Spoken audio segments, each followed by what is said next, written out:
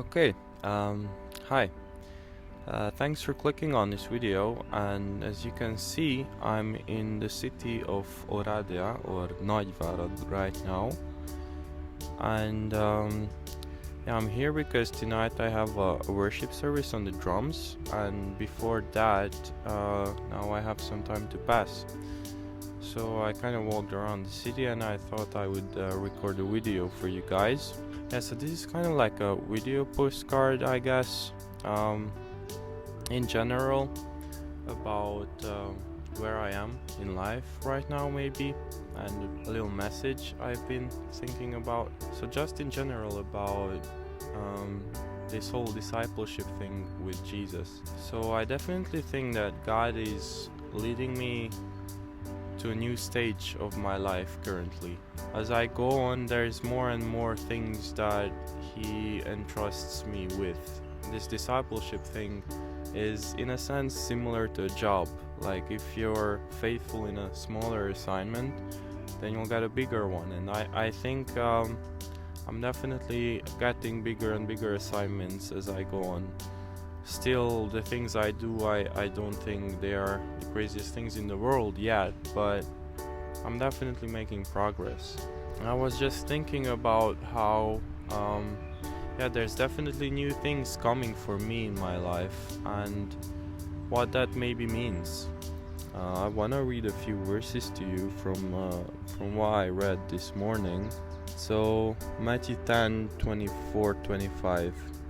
The student is not above the teacher, nor a servant above his master. It is enough for students to be like their teachers and servants like their masters. If the head of the house has been called Beelzebul, how much more the members of his household? So, as we go on in this Christian life, we obviously go deeper and deeper into the faith. We improve. We become more and more sanctified, and God gives us bigger and bigger assignments. After obviously we accept God, we become His disciples. We become disciples of Jesus, just like as we read of the 12 initial disciples of Jesus in the Gospels. And the same way we are disciples of Jesus too. And in this passage, Jesus talks to His disciples about how they're also going to have to go through similar things Jesus Himself did. We know Jesus suffered a lot. He had to go through persecution, He was called names, and He was hated. And in this verse, He basically talks about how the religious people of the time called Him someone who's carrying out the devil's work. And in the end He also had to bear the cross and die. In this sense that we are His disciples, we also have to go through similar things He did. We are also going to be hated, and we are also going to be persecuted because just because we believe in Jesus and we represent His message. And the more and more you go into the faith, and the more and more you take up assignments from Jesus, the more you have to sacrifice for Him also. The bigger the assignment, the bigger the responsibility, and probably the bigger hatred you will receive for it from the world, because the world does not like Jesus and does not accept Jesus. So if you're going to represent Jesus more and more, then you're going to have to put up with more and more persecution. Smaller assignments, smaller persecution, bigger assignments, bigger persecution also. And I believe in my life I am at a stage where I guess I could say I was quite comfortable up until this point.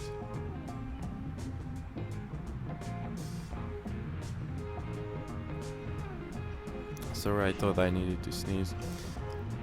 So I was quite comfortable up until this point in my faith journey, I would say. I didn't need to suffer a lot of persecution, but I think I'm in the near future, or like soon. I'm going to move into territories. God is going to call me into territories where it's going to be a bit more difficult. It's going to be a bit more uncomfortable. If I want to take on these newer, bigger assignments, and if I want to represent Jesus on bigger platforms, on a bigger scale perhaps, then I'm going to have to put up with more backlash as well. And so this is just what I'm thinking about, and this is the message that I want to encourage you guys with as well, because if you're following Jesus, then you're on a journey, you're on a faith journey, you're being a disciple, and a disciple constantly has to learn. And obviously as you go to school, for example, there's one grade after the other. You cannot stay in the same grade forever. And it's the same way with discipleship. And in school, as the years go by, the subjects and the things you learn get harder as well. And it's probably similar in the Christian life as well. Now you will be prepared because you have the Holy Spirit, and Jesus talks about the Holy Spirit helping the disciples out in this passage too, in Matthew chapter 10. But for sure things will get harder for any of us who want to go on and serve God more and give more space to God in our lives. So it's not something to be surprised by if you're going to get hated, if you're going to be called out and looked at in a negative way. Actually, God is telling you that, and telling all of us, that it's something that we are going to have to put up with. It's something to expect. Like, you can even go as far as thinking, if you're not being hated, if you're not being persecuted, maybe you're doing something wrong. Maybe you're stuck in the same place. And maybe you need to think about certain things that you can do differently.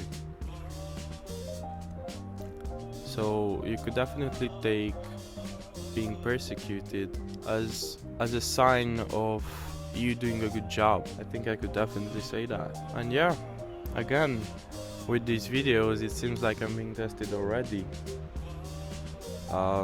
If I want to go on and take up bigger assignments, then I have to be ready to take on bigger persecution.